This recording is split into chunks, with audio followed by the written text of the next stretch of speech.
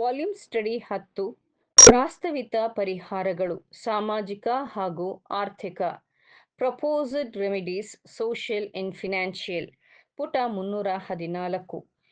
ಈ ಅಧ್ಯಾಯದ ಅಡಿಯಲ್ಲಿ ನಾವು ಕಲಿಯುವಂತಹ ವಿಷಯಗಳು ನಿಷೇಧ ಮತ್ತು ಸ್ತ್ರೀ ಮತದಾನದ ಹಕ್ಕು, ಮುಕ್ತ ಬೆಳ್ಳಿ ಮತ್ತು ರಕ್ಷಣಾತ್ಮಕ ಸುಂಕಗಳ ಪಟ್ಟಿ, ಕಮ್ಯುನಿಸಂ. ಅವರು ಸಾಮಾನ್ಯವಾಗಿ ಎಲ್ಲ ವಿಷಯಗಳನ್ನು ಹೊಂದಿದ್ದರು: ಅರಾಜಕತೆ, ಸಮಾಜವಾದ ಅಥವಾ ಸಾಮೂಹಿಕತೆ, ಸಾಮಾಜಿಕ ಉನ್ನತಿಯಲ್ಲಿ ಬ್ಯಾಬಿಚ್ ವಿಜ್ಞಾನಿ, ಸಮಾಜವಾದದ ಮೇಲೆ ಸ್ಪೆನ್ಸರ್, ಎರಡು ಸಮಾಜವಾದಿ ಸಮುದಾಯಗಳ ಉದಾಹರಣೆಗಳು, ರಾಷ್ಟ್ರೀಯತೆ, ಸಾಮಾನ್ಯ ಯಾಂತ್ರಿಕೆ, ಶಿಕ್ಷಣದ ಒಂದು ಪರಿಹಾರ, ಕಾರ್ಮಿಕ ಪೋಪ್ ಲಿಯೋ 12ಗೆ ಹೆನ್ರಿ ಜಾರ್ಜ್ ರವರ ಉತ್ತರ, ವಸ್ತುಸ್ಥಿತಿಯನ್ನು ಕುರಿತು ಡಾಕ್ಟರ್ ಲೈಮನ್ ಅಬಾಟ್, ಎಂ.ಇ. ಬಿಷಪ್ ರವರ ಸಲಹೆಗಳು, ಇತರೆ ಭರವಸೆಗಳು ಮತ್ತು ಆತಂಕಗಳು, ಏಕೈಕ ನಿರೀಕ್ಷೆ, ಅಪೂಜ್ಯ ನಿರೀಕ್ಷೆ. ಈ ವಿಷಯಗಳನ್ನು ನೋಡುವುದು ದೇವಜನರ ಸಮಂಜಸವಾದ ಮನೋಧರ್ಮ ಜಗತ್ತಿನಲ್ಲಿ, ಆದರೆ ಅದರ ಬಗ್ಗೆ ಅಲ್ಲ. ಗಿಲ್ಯಾದಿನಲ್ಲಿ ಔಷಧವಿಲ್ಲವೋ? ಅಲ್ಲಿ ವೈದ್ಯನು ಸಿಕ್ಕಾನೋ? ನನ್ನ ಪ್ರಜೆ ಎಂಬಾಕೆಗೆ ಏಕೆ ಗುಣವಾಗಲಿಲ್ಲ?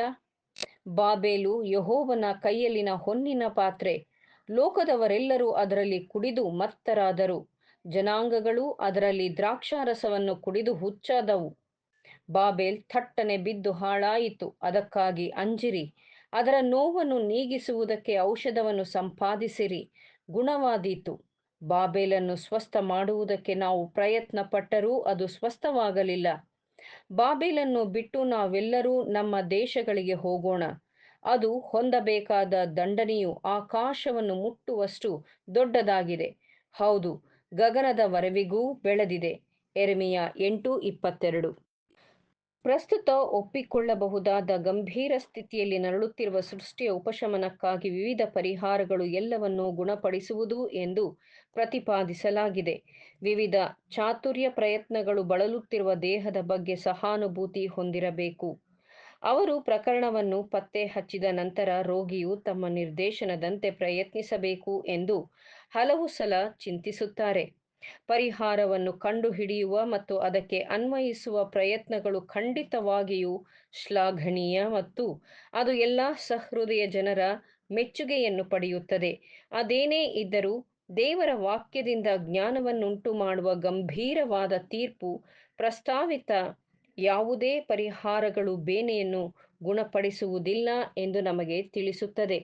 ಮಹಾನ್ ವೈದ್ಯನ ಉಪಸ್ಥಿತಿ ಮತ್ತು ಸೇವೆಗಳು ಆತನ ರೋಗ ಪರಿಹಾರಗಳೊಂದಿಗೆ ಔಷಧಿಗಳು, ಸ್ಲಿಂಟ್ಗಳು, ಬ್ಯಾಂಡೇಜ್ಗಳು, ಸ್ಟ್ರೈಟ್ ಜಾಕೆಟ್ಗಳು, ಶಸ್ತ್ರಚಿಕಿತ್ಸಾ ಉಪಕರಣಗಳು ಅಗತ್ಯವಾಗಿರುತ್ತದೆ.